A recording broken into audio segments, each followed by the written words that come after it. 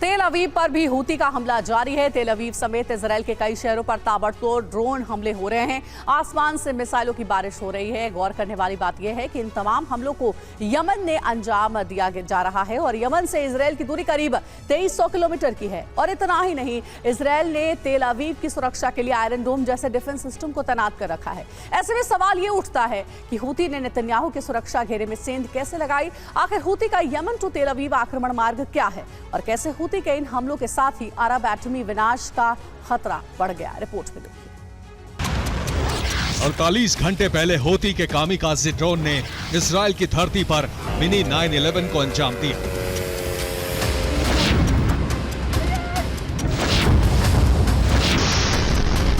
और इसके ठीक 24 घंटे बाद इजराइल की राजधानी तेल अवीव ताबड़तोड़ ड्रोन स्ट्राइक से थर्रा उठी।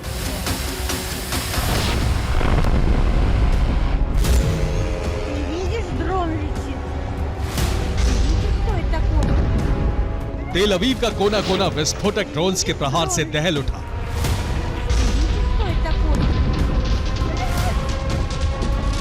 हूती के कामिकाज़े ड्रोन ने कहीं रिहायशी इलाकों को निशाना बनाया तो कहीं आईडीएफ के सैन्य ठिकाने तबाह किए।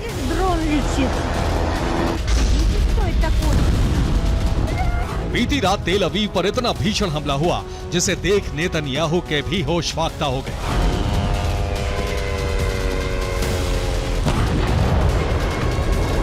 क्योंकि हूती के ड्रोन्स ने इजराइल में घुसकर उसके सुरक्षा कवच को नेस्तनाबूद कर अब तक के सबसे प्रचंड हमले को अंजाम दिया।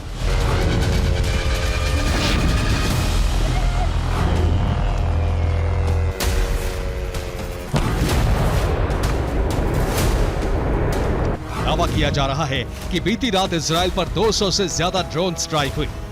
हूती लड़ाकों ने इजराइल पर क्रूज मिसाइलों से हमला किया। इजरायली धरती पर सभी आसमानी हमले यमन से किए गए।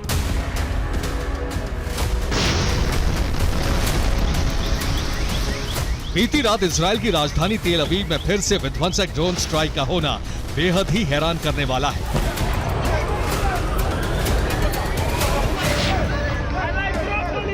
क्योंकि अब तक हमास ही गाजा से तेल अवीव या फिर यरूशलेम पर हमले करता था, मगर पहली बार यमन के हूती लड़ाकों ने तेल अवीव को ड्रोन हमले से दहलाया। पहली बार भूमध्य सागर के रास्ते तेल अवीव पर ड्रोन और मिसाइलें दागी।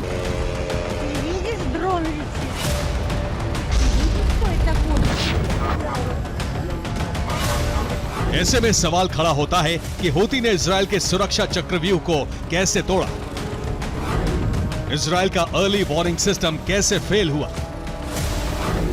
आयरन डोम हवाई हमले को इंटरसेप्ट करने में नाकाम कैसे हुआ?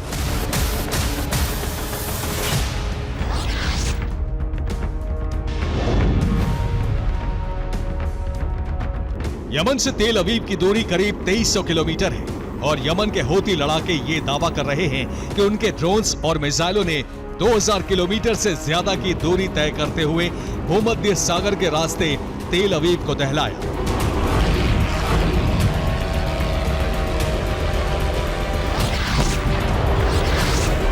वो भी तब जब इजराइल ने वही आयरन डोम डिफेंस सिस्टम तैनात कर रखा है जो किसी भी हवाई हमले को पलक झपकते ही तहस नहस कर देता है।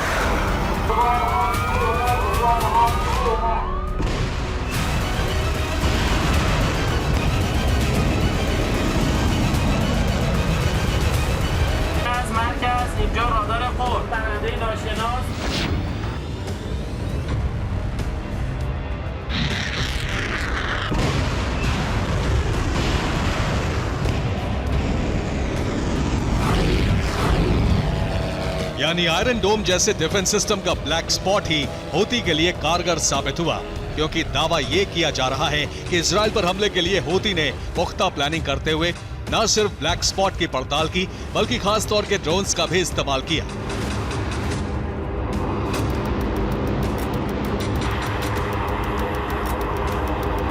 जिसने अपनी जिग-जैग मूवमेंट के साथ रडार और एयर डिफेंस सिस्टम को चकमा दिया।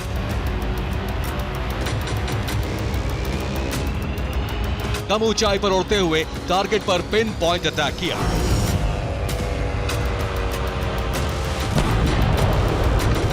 लेकिन हूती को आयरन डोम के ब्लैक स्पॉट का पता कैसे चला? आखिर कैसे हूती ने लॉन्ग रेंज वाले स्टेल्थ ड्रोन को तैयार किया? तो आपको बता दें कि इजराइल पर हमले की जिम्मेदारी तो हूती ने ली, मगर इस अटैक प्लान का ब्लूप्रिंट ईरान में तैयार किया गया, वो भी रूस की मदद से।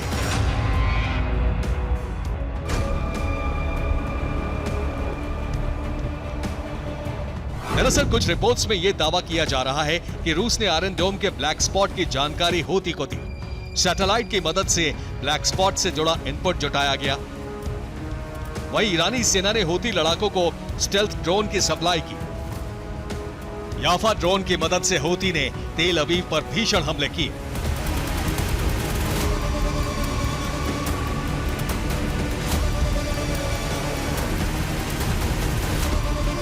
मतलब ये कि रूस और ईरान की मदद से हूती ने इजरायली राजधानी को बारूद से पाट दिया। लेकिन ये तो महज छोटा सा ट्रेलर है।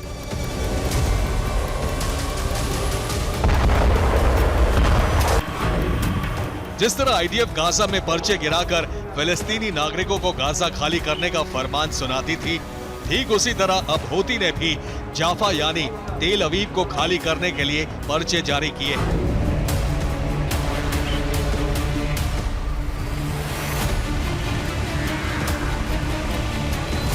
लिहाजा तेल अवीव पर हुए हमले के बाद अरब में युद्ध की आग पहले से ज्यादा विनाशक अंदाज में भड़क चुकी है, क्योंकि इससे पहले भी ईरानी प्रॉक्सी लगातार इजराइल पर टारगेट कर रहे थे।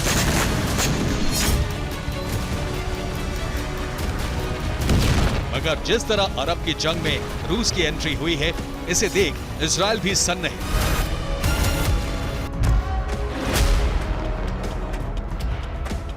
दावा तो यहां तक किया जा रहा है कि रूस ने हूती लड़ाकों को एंटी शिप मिसाइल भी भेजी है, ताकि लाल सागर में हूती का गदर जारी रहे।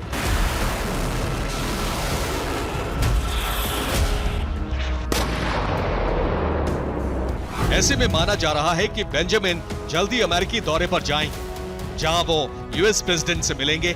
ऐसे में अगर रूस की एंट्री के बाद अमेरिका भी इजराइल के साथ जंग में उतरा, तो फिर अरब में महासंग्राम होना तय है।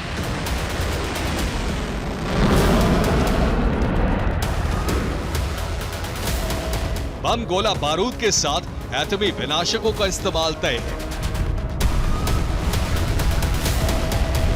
Bureau report, TV9, Bharatvarsh.